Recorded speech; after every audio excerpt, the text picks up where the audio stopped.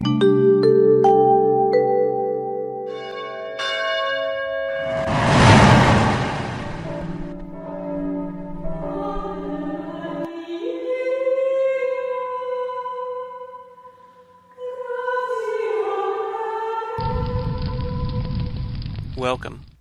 I'm Sebastian Mahfood, and you're listening to WCAT Radio, the on-air wing of En Route Books and Media, bringing you the dulcet sounds of Catholic wisdom. Good morning. Welcome to the Open Door. Jim Hanink here with co-host Matthew Bartko and our good friends John Breen and Jack Quirk. We'll start this morning with a prayer. Direct, we beseech thee, O Lord, all our actions by thy holy inspirations, and carry them on by thy gracious assistance, that every prayer and work of ours may begin always from thee, and by thee be happily ended. Amen. Amen.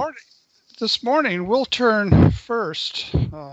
return, I should say, to our discussion of the UN Declaration of Human Rights. On its 70th anniversary, the Declaration continues to call for understanding and action. This week, we'll look closely at Article 12. Matthew, can you get us going? Absolutely no problem, Jim. My pleasure. I feel like this is going to be a very weighty one, so strap in your seatbelts. Article 12. No one shall be subjected to arbitrary interference with his privacy, family, home, or correspondence, nor to attacks upon his honor and reputation. Everyone has the right to protection of the law against such interference or attacks. In a country where we have freedom of the press and freedom of speech, there is quite a bit of cultural resistance to some of this. Not even getting into yet the case of Roe v. Wade, where the right to privacy was assumed part of the Constitution, the unenumerated rights reserved to the citizens. So I guess to launch into the conversation, I'll throw a light pitch to the three of you, and we'll start with you, Jim. Same question to all three. What is your favorite part about this article, or what does this article in principle protect that you are most appreciative of with the right to privacy and freedom against attacks upon your honor or reputation? Go ahead, Jim. Yes, family. Family. No one shall be subjected to arbitrary interference with his privacy. Family. Family would be my starting point. And also I'm keeping a close eye on arbitrary in arbitrary interference. Very good. Jack, what's your favorite thing you're picking up here? I don't know that I have a favorite thing. I'm looking at this, and the first thing I thought about it when I read Article 12 is how is this going to interface with, obviously, Roe versus Wade and abortion earlier with regard to the definition of a person in the earlier article. That's more of a potential conflict. I'm looking for something that you're in agreement with or something you're appreciative of from it. Well, I agree with the statement as a whole. I think that people do have a right to their privacy, to their family home, to their correspondence, to attacks upon their honor and reputation. Now, that's not something that's going to be appreciated. I'm a First Amendment extremist in many respects. I'm all for freedom of speech, but I've often been concerned about the way that at least non-public figures are held up for ridicule in the public sphere. I think that is something that I hope someday we'll figure out a way around. Because the way it is right now, it's even though there are restrictions on libel and slander with regard to the media, at least when it comes to non-public figures, those they seem to persist without any hindrance at all, and I do worry about that. So I agree with the entirety of it as it just isolating it and not thinking about it in terms of its relation to other issues.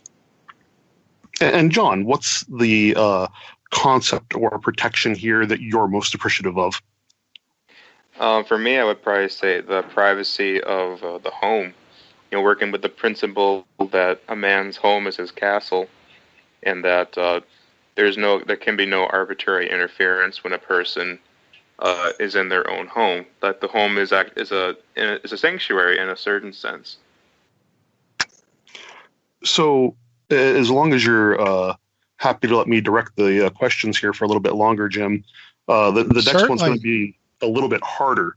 I'd like to get each of you to weigh in on what is the definition of arbitrary. And I realize this is going to be left up to each of the signatory states as far as fulfilling the intention of this non-binding pledge to have a standard of how arbitrary, can something be before they're allowed to interfere. Is it just that they have to have some pretext whatsoever? Or what would your ideal standard of how arbitrary something could be before it's out of bounds? And we'll go reverse order this time, so we'll start with John. If you have any thoughts on that, John. I would say the definition of arbitrary, it would have to be something excessive that is not within due course. So, for example, it would be arbitrary to interfere in the presence of the home with a family member if there's something going on there that perhaps the law does not agree with, but does not necessarily condemn. But in a different sense, it wouldn't be considered arbitrary to enter the house if there was a legal warrant, and the warrant has to be issued on the grounds understood at the time. So, and when I say that, I mean there has to be extenuating circumstances. So arbitrary would be outside the category of extenuating circumstances. So just to rake you over the coals a little bit here, choosing the example of the home, we live in a country where school attendance is mandatory, or at least your exception for not having public school attendance has to be documented. You have to document that they're going to a private school or they're homeschooling, or there's a medical reason for them to not be at school. Is it a arbitrary or a valid exercise of state authority to enter the home and ascertain why a child has not been to school? In a case like that, they would have to first establish a charge of truancy. So unless they have evidence to the fact that there's truancy involved, the state does not have any right to interfere in the family household. They can, however, inquire like any other law agency, where they can just step up to the door, ask a few questions, and then leave. But as far as entering the house and removing the children, absolutely not. Thank you, John. I really appreciate that clarification. And we'll go to Jack. What is your thoughts on the standards of how arbitrary something can be or not before it warrants state action against such privacies or protections of reputation? Well, it's a twofold thing. On the one hand, you have to have a reasonable law.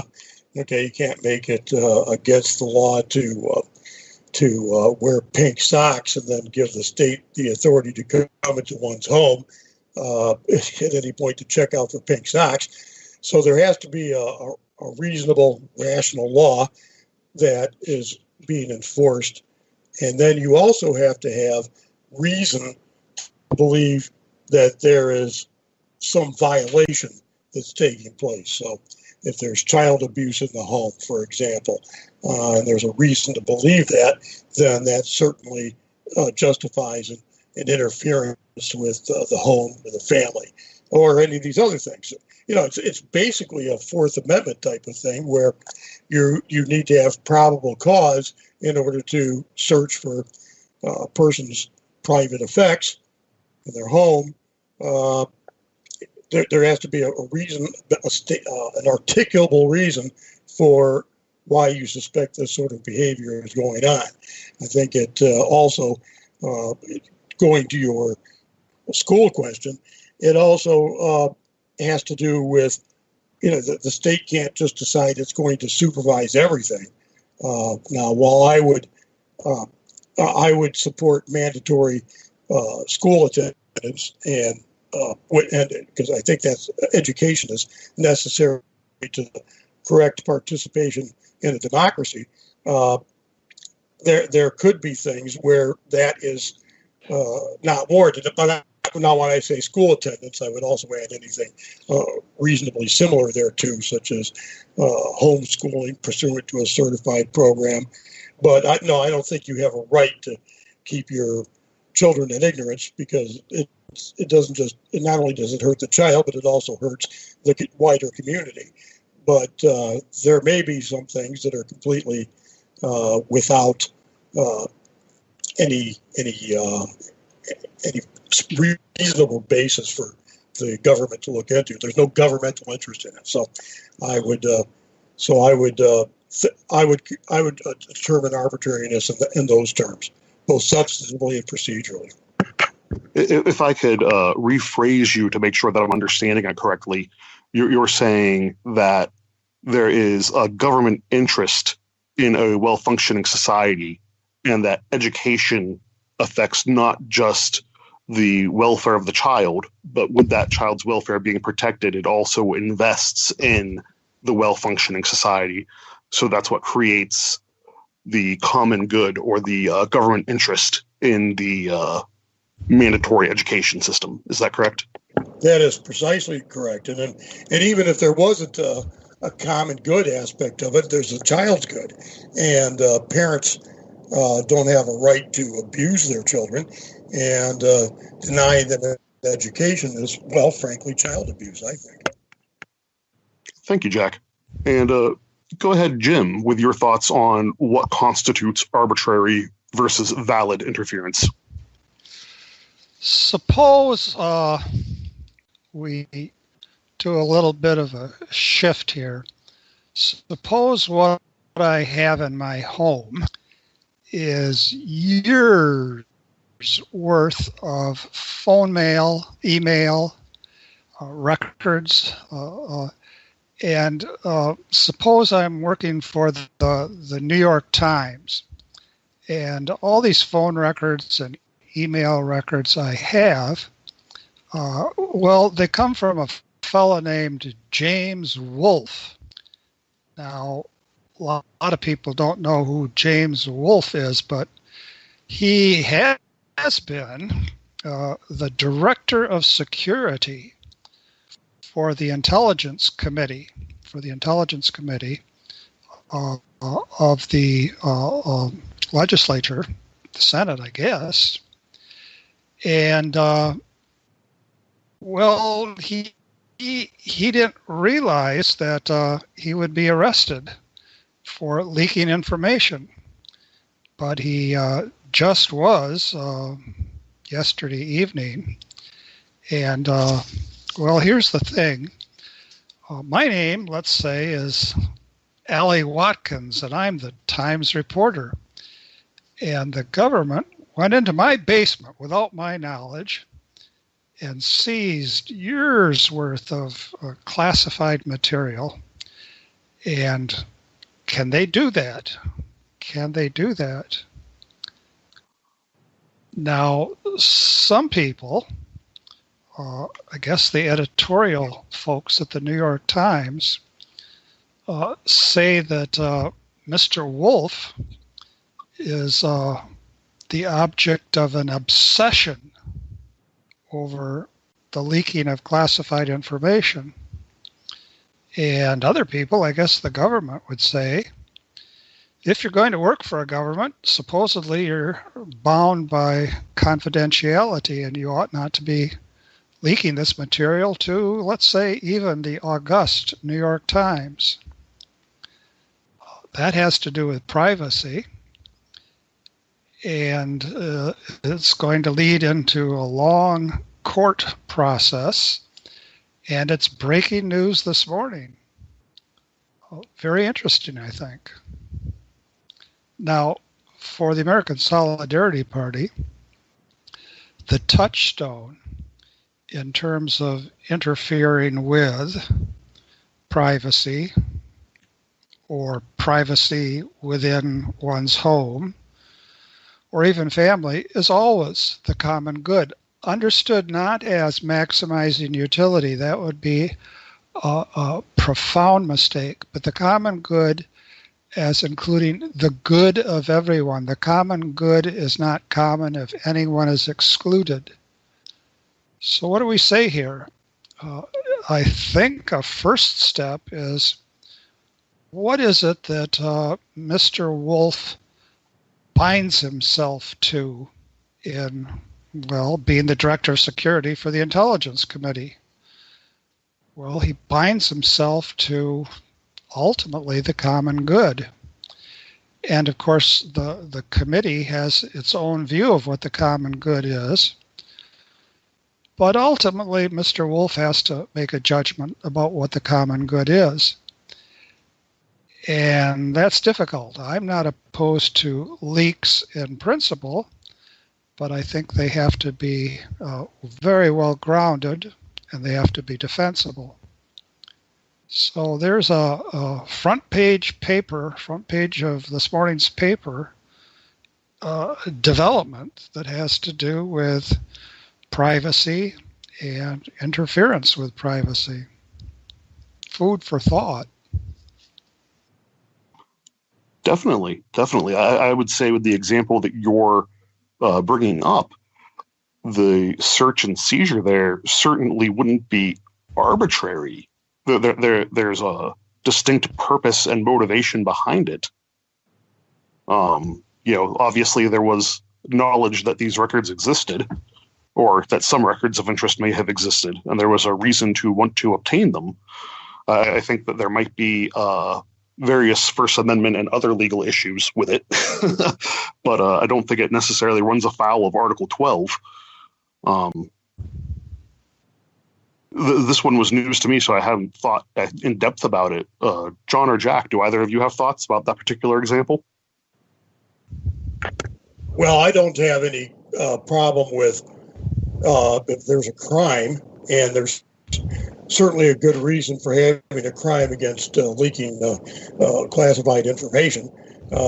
If there's a crime, I don't have any problem with a search warrant that seizes those things. So I don't know. I might be misunderstanding Jim, but there's a lot of reasons why you would have some information classified. Now, I fully appreciate that a lot of things are classified not for any particularly good reason other than to cover somebody's backside, and I object to that. But when it comes to things that might actually harm agents or soldiers in the field, if other nations hostile to our interest became aware of it, I can't think of any good reason why that should be tolerated.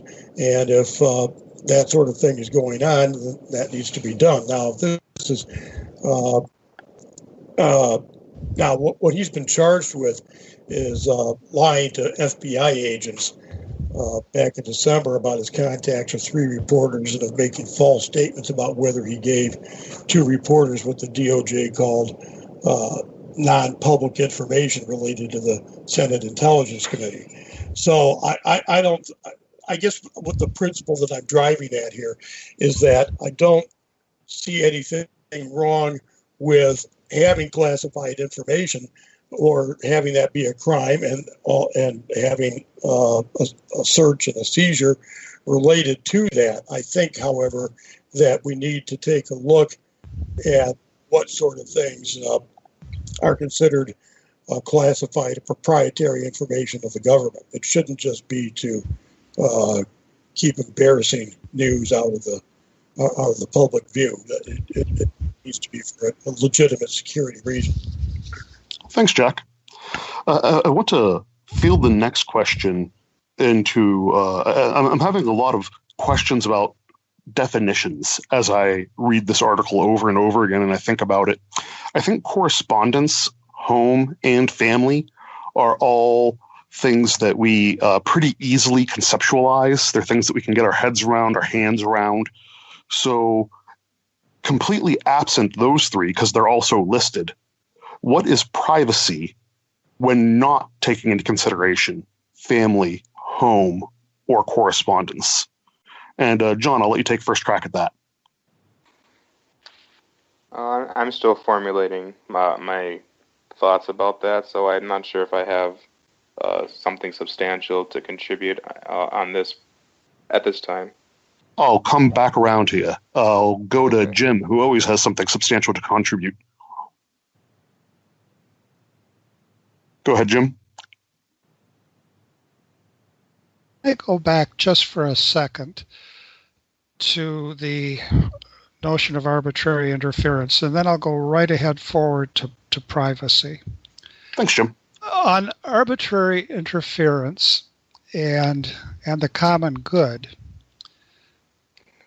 one can imagine cases, and I wouldn't be surprised if there hadn't been cases, where somebody is privy to information that is classified, but that information involves a real threat to the common good.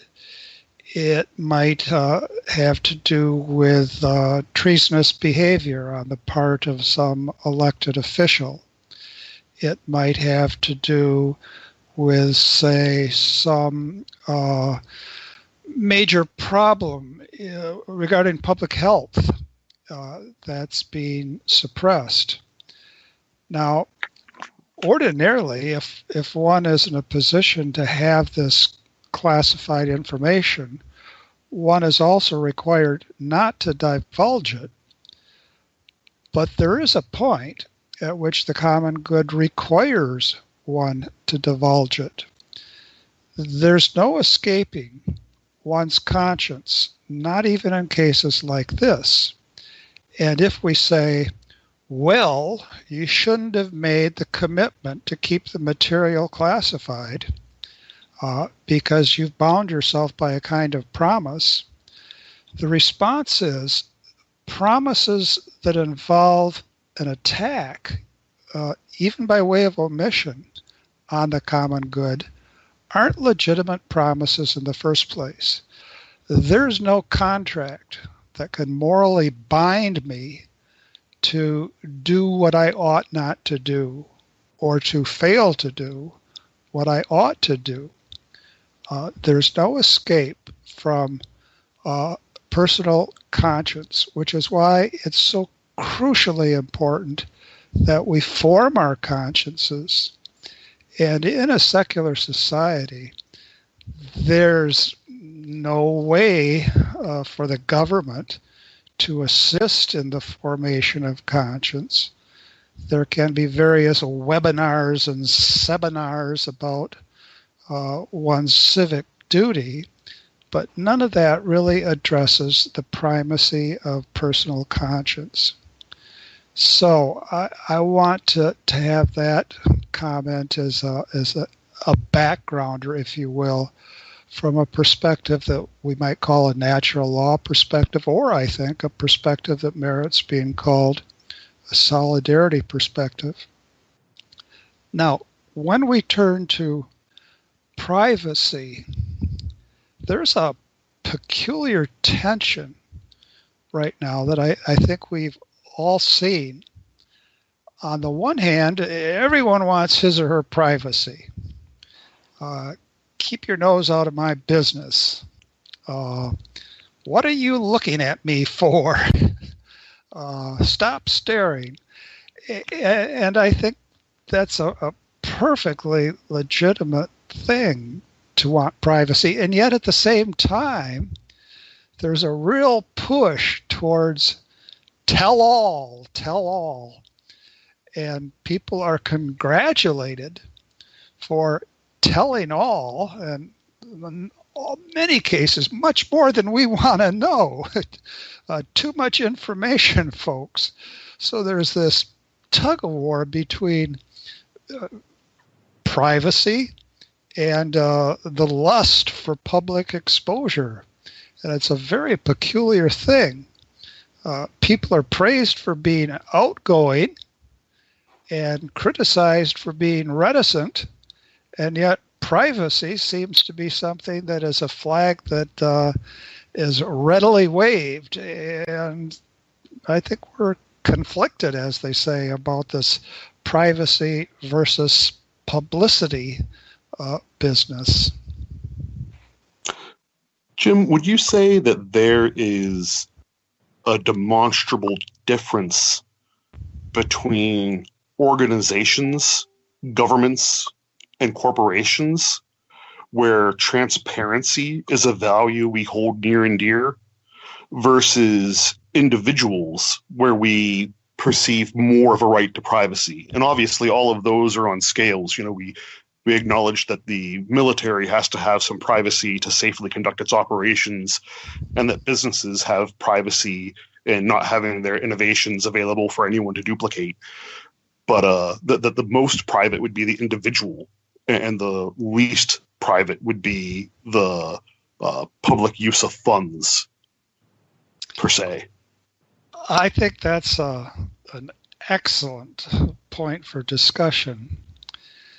If I might be philosophical, while on the one hand, I certainly see on the face of it distinction between some sort of collective group and the individual, nonetheless, I wouldn't want to, fancy word, reify, turn into a distinct moral agent, a corporation or a government. In the end, every corporation and every government is made up by living, breathing human beings. And one way to have living, breathing human beings escape their responsibilities is to say, well, that's corporate for you. Well, hold on, we are corporate. Or that's the government for you. Well, wait, we are the government. So there's a continuum would be a good word, but there's a let's face reality moment where we have to say none of our responsibilities can be shunted off to the government or the corporation or the boss. Personal responsibility is inescapable. And that is a theme that Dorothy Day, co-founder of the Catholic Worker, returned to again and again and again: personal responsibility. Thank you, Jim. I'll go ahead on to Jack again. In the absence of considerations of home, family, and correspondence, how do you define privacy? What is privacy in that context, or without those contexts? Yeah, obviously, what I immediately go to excuse me, what I immediately go to when it comes to when I hear privacy in a legal context, that has a tendency in law to have to do with such things as abortion and birth control, which is where those cases is where the right to privacy was born, if you will. Privacy is anything, in a general sense, it would seem, that a person that the public has no interest in. I mean, or any legitimate interest in. I mean, obviously, you can sell tabloids with exposing all kinds of things, but privacy has to do with things that information that the public has no need for. Is the way I would define it in a general sense. And when I think of Article 12, that's the interpretation that I would give it. Thank you, Jack. John, did you have any thoughts that you wanted to contribute now, or shall we move on? Sure. I've always considered privacy as respecting the individuality of the person, but at the same time being conscious of the common good and our responsibility to ensuring that the common good is maintained and that the common good stays good. So, given that sense, it's a balance, if you will, between the individual and the community as a whole, and it's this imbalance that kind of where we can also see a parallel between capitalism and communism, where communism, they focus the good of the community over the rights of the individual, rather as in capitalism, you can see where the individual triumphs over the common good. So it's a similar balance, you might say, or parallel with in the world of economics, and also with when it comes to individual rights. You see similarities there. Thanks, Sean. Just bouncing back to something that Jack said that I see the big pullout on is, so in addition to home, family, and correspondence, we could say bodily privacy, or the privacy of what's going on in one's own body. Or another one could be thoughts or private conversations that take place outside of correspondence, as some other examples of privacy. And I think that we're going to, once we really dive into it, the state's interest in our lives and therefore our bodily autonomy will probably carry us through to the end of the show, or at least until our update on the American Solidarity Party. So before we jump into that, I would like to hear from each of you your thoughts on attacks upon honor and reputation,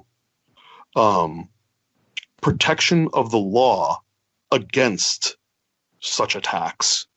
So we do have libel, and we do have, I can't believe I'm blanking on this, when it's spoken, not written. That would be, the general term is defamation. Correct. Thank you, Jack. Thank you. So what are, I'm assuming the arbitrary clause at the beginning of that sentence still applies when talking about attacks on honor and reputation. So certainly if someone warrants those attacks, then the protection of law would not be there for them.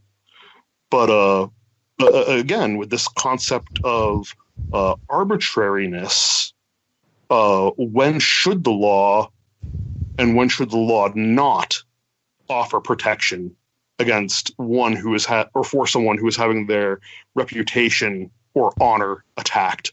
And I think Jack had some thoughts on this earlier, so I'll let him elaborate further if he wishes. I'm always ready to elaborate, Matthew. The way I see it, and this is something that in the law needs some development. There is information that may be true, and there is actually a tort known as invasion of privacy, and not going to claim any expertise on it right at the moment, but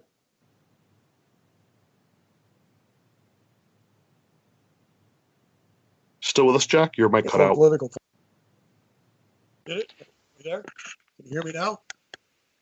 I can hear you now. Okay, Yep. very, very good. All right. I don't know what happened there. In any event, wherever I was, I'll just start with this. While I'm not claiming any expertise in the tort of invasion of privacy, when it comes to where I think the balance should be struck pertaining to revealing personal information to the public has to be in connection with the common good and the public interest. There may be some information that is, salacious or of particular interest to the salacious reader, but at the same time, there's no real public necessity or interest in having that information. And when it comes to a private person, I think that I think that's important. I think that people should have privacy. It doesn't have to be salacious, but just anything that's not demonstrably of public significance really should be out of bounds. I'm a First Amendment radical with respect to a lot of things in terms of freedom of talking about political issues and even taking public stands that are offensive. But no public interest is served, as far as I can see, in relating private information about private individuals that can't have any public impact one way or the other. The boundaries would be a little wider, obviously, when it comes to public figures and their private conduct, because particularly with elected officials, that's going to influence how people vote. But just simply because of the fact that it's that it's there and a reporter or somebody else found out about it, that by itself does not warrant its public exposure unless there's some public interest in knowing the information. I think that's clear enough. As I was saying it, I understood it. I hope you did too. So just one point of clarification. If a reporter found out that the venerable John with us this morning had gained 20 pounds, that's not worth putting out there. You're saying there wouldn't necessarily be public interest in that. But if celebrity had gained 20 pounds, they would have slightly less protection. And certainly if President Trump suddenly gained 20 pounds, there would be interest and concern over that. So you're saying the public interest is the gauge. Is that correct, Jack?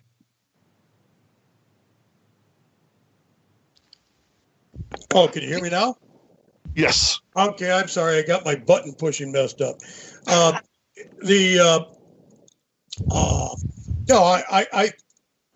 don't see any reason why a celebrity like somebody who appears on TV, why their weight is of any concern. On the other hand, it might be of concern with respect to an athlete.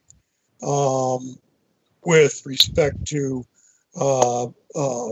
Donald Trump gaining 20 pounds, now that is of public interest because the public has an interest in knowing his health, overall health. So, yes, I would say that the way you've just put it is in principle exactly correct. Excellent. Thank you, Jack. And go ahead, Jim. Let me backtrack just again for a short time and then go on to Jack's comments. John Breen used an expression that, gosh, I've used it lots of times, and that is commonly used. The idea of balancing, say, between privacy and the community's need to know. There is something slippery about that expression balancing. Ordinarily, when we talk about balancing, we have some way of determining what the balance is, and often as not, some quantity, comparison of quantities comes into play. I could balance this weight and that weight to see which weight weighs the most.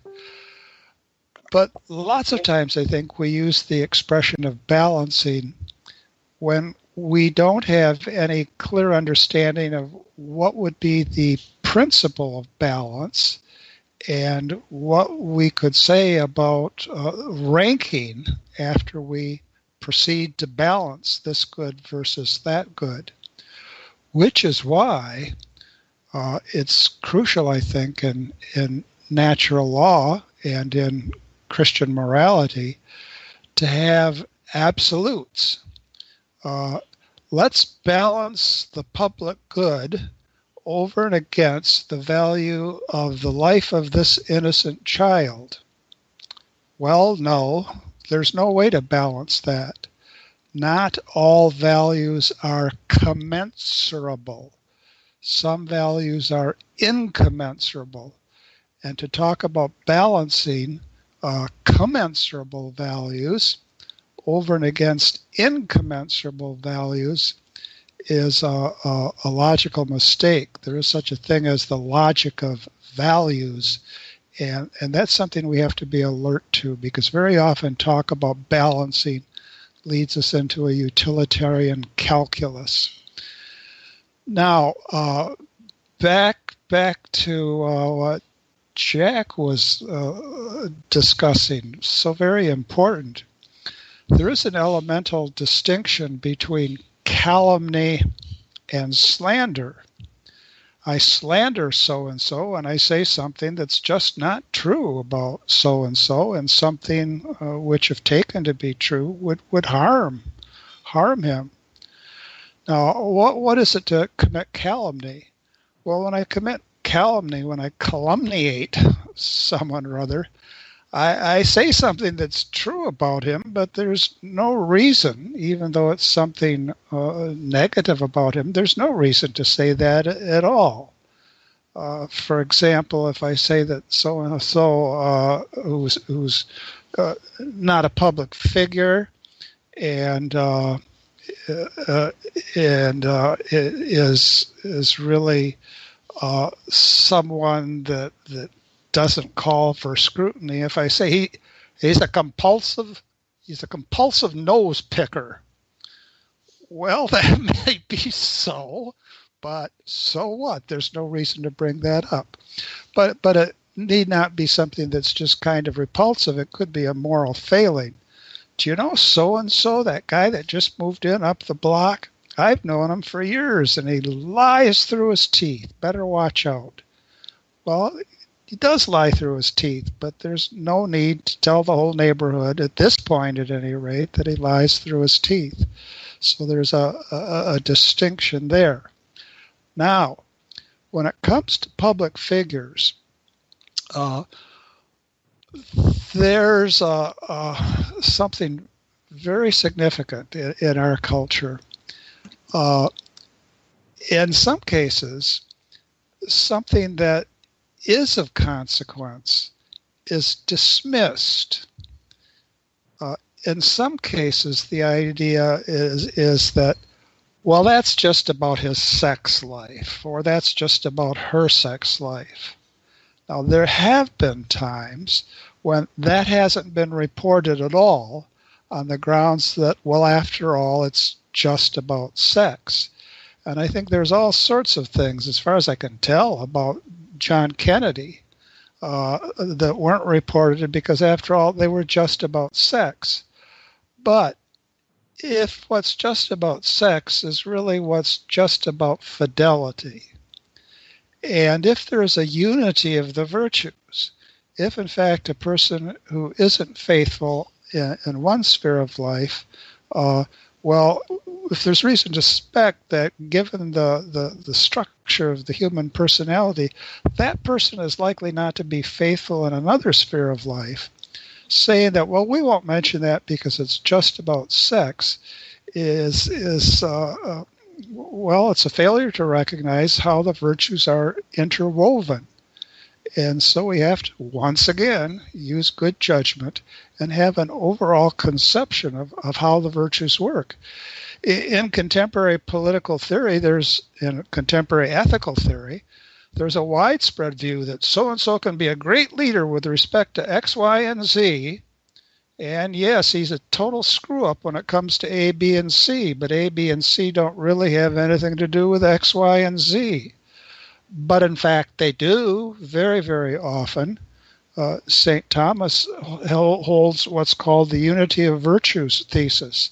He says with respect to the cardinal virtues of justice, prudence, temperance, and fortitude, justice, prudence, temperance, and fortitude, to be deficient in any one of those cardinal virtues means that one will be deficient in all of those cardinal virtues.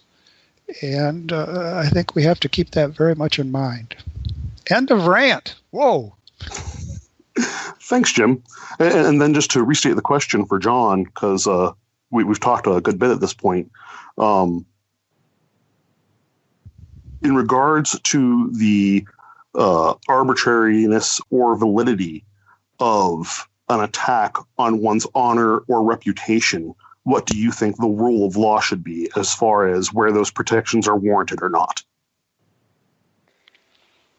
I'm not sure if that is something that the law can really regulate, because a lot of it boils down to the intention. So in order to criminally charge someone, you have to be able to prove beyond a reasonable doubt that person's intention, and that in fact the intention is harmful and actually a harmful consequence came out of it. So I'm still pending my formulation of that. But with that being said, however, the median, as you would call it, well, as I would call it, the median for slander, libel, calumny, has widened with the advance of technology, especially in the internet, where people can basically hide behind their own image and slander somebody else. So, and as far as enforcing and making laws to protect people, it's another principle of St. Thomas Aquinas that that the law can only be put in place if there's a way of enforcing it, and if there's not a reasonable ways of enforcing it, then it shouldn't be made into law. So I think Dr. Haney can elaborate on that principle better than I can, but that's basically my thoughts on the matter. Understood. Thank you. So we have a dilemma. We have about 15 minutes left, and we have about 3 more issues I'd like to touch on, and I feel like one of them could take a whole show. So if the rest of you agree that we can spend the next show staying in Article 12, but dwelling on the implications of it, in particular to bodily privacy for issues like drug use and abortion, I think we can spend the remainder of this show talking about the implications of Article 12 on things like corporal punishment, parenting, domestic violence, romantic relationships, etc. Does that sound amenable? Feel free to talk over one another with a yes or no. I'm merely in the executive department of this particular nation, so I'm going with whatever the legislature decides. Solomon speaks. Matthew, it seemed like what you would reserve for this show still could itself be a whole other show. Certainly. We have to prioritize and pick and choose. I'm somewhat pandering to our audience, as I tend to think that the audience has a lot of interest in the abortion issue in particular. Well, how about, Matthew, if we, since we're down to 10 minutes, Okay. if we just switch over to our regular part 2, Fair enough. the American Solidarity Party, its projects and promises, and then continue with what we have started today, continue with that next week. How would that work? That sounds like an excellent plan, Jim. And I know that we have a lot of great news, especially from your neck of the woods in California. I'll let you take first crack at breaking that down. Well, I can say a few things about each of our California 4, and they've all been with us. They were all with us last week. First of all, no one won. But we didn't think that anyone would win. It's a little bit like a promising young athlete going into his very first competition. I suppose some such athlete has won, but rarely. We're just getting started. And Desmond Silvera, who ran for governor, well, he did get 2,638 votes in the state of California. Now, that's only 1% of those who voted, but he did all right. He got it done. He showed that we can field a candidate for governor, and he followed through, and I think he made an impression. And not only that, but he had way more votes than we have members in California. So that's a far crucial beyond point. our membership. Crucial point. We want to get those folks into the party, as many as possible. Matthew, that is a absolutely central consideration. Then when we come to Ed Rushman, who's been with us very often, he got 3% of the vote. In California Congressional District 46. And there was another independent running, and Ed defeated him. And then we go to Brian Carroll up in Congressional District 22. He got 1.3% of the vote, and 4 candidates, Republican, Democrat, American Solidarity Party, and the 4th candidate was a Libertarian. And Brian Carroll defeated the Libertarian. Now, I think the Libertarian Party has name recognition. And I think there are a fair number of rugged individualists in District 22. But Brian defeated the Libertarian, so that's of note.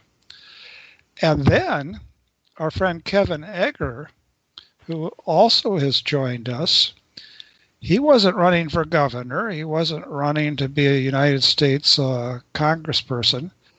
He was running for one of the seats on the San Diego City Council, and he got 4.2% of the vote. That's a higher percentage than any of our other candidates got, 4.2%.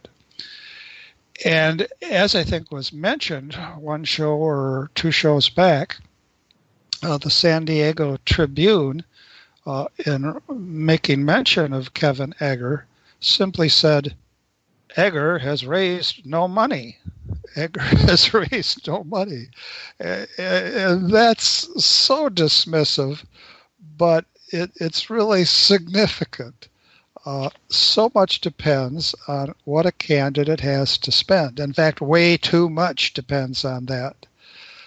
But nonetheless, going into these races, I think each of our candidates became painfully and personally aware of how much money counts given the structure of things as they are. Now, personally, I think the structure of things as they are stinks big time.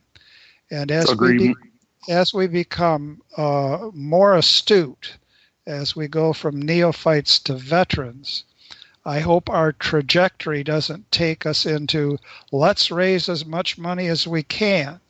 That's got to be challenged. If we come to the top of the heap by coming to be obsessed with money and advertising that so rarely addresses any substantive question in any detailed way, then we've lost our legacy. We've lost our heritage. And among other things we've got to do is to challenge this money rules thing. On the other hand, you have to have some money. You have to have money enough to get yourself on the ballot. You've got to have money enough so that you can meet and greet people and get around to public events and give some sort of a stipend to volunteers, because it takes time and energy to go from house to house to house, and that requires some money. So there are technical skills we have to learn, but we can't so much focus on the technical skills that we lose the substantive message. That's my in brief nutshell, and I think each of these candidates wants to go ahead and has a lot to say, and we have somebody who might be joining us very shortly, Eric Anton, who's running for the National Committee for the American Solidarity Party, who's already put together a how to get organized, what could I call it, prospectus. And he's posted it on party websites, and he's picking up very quickly on how to get organized for the next election, because there's going to be another one, and we're going to be there. The only things I'd like to add to that, Jim, is that in particular with my conversations with Brian Carroll, even though we are a serious political party that want to seriously elect people to national office to implement our policy, even once we get to that stage, an important part of that is going to be coalition building and being able to work with others. And all of our candidates that ran this last year and in years past are now more familiar and have more contacts in their communities to support their future runs or the runs of others that they support. And they're going to, I know Brian was talking about having been to the debates in the different forums. He now knows all these candidates that are all passionate political geeks, like some of us. And he now has their phone numbers. He now can contact them. They now know who he is. So our influence is growing, and we are being positioned for better results in the future, even if we didn't win the elections this time around. Yes, very much so. Other thoughts on going to the next election? Well, I know that Jack and John aren't party members, so What? I'm wondering what their perspective as outsiders are of us geeks that are excited for 4% or 1% returns. Well, I mean, that's a good showing, right? Can you hear me? I've been getting confused about the buttons here. I mean, that they all had a pretty good showing for a third party that, for all practical purposes, remains relatively obscure. So I think that if I was going to be interested in that endeavor, that I would be excited, and so you ought to be. That's right. Yeah. So there you go. I mean,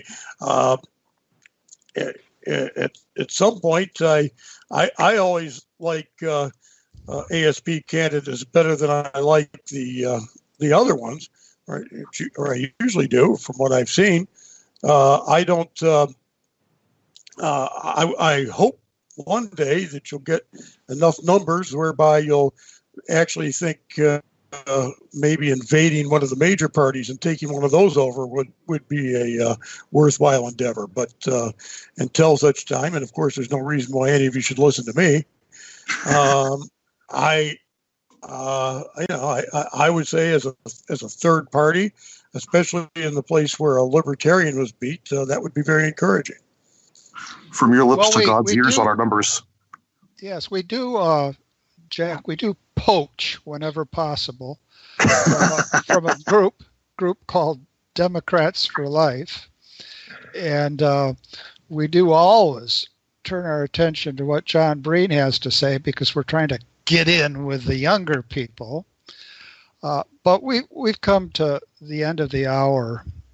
And in the end, what matters most and what should animate all our efforts in whatever sphere of life is our love of the Lord. And this Friday, today, Catholics honor the mercy of our Lord Jesus Christ under the title of His Most Sacred Heart. And I'd like to read just a brief passage from St. Paul's letter to the Romans as we close. What will separate us from the love of Christ? Will anguish or distress or persecution or famine or nakedness or peril or the sword? No, in all these things we conquer overwhelmingly through Him who loved us. For I am convinced that neither death nor life nor angels nor principalities nor present things nor future things nor powers nor height nor depth nor any other creature will be able to separate us from the love of God in Jesus Christ our Lord. Amen. We look Amen. forward. Amen. We look forward to next week. That's all for this panel. Take care. We hope you enjoyed the program and will join us back for another show on WCAT Radio. This is Sebastian Mahfood. Good day.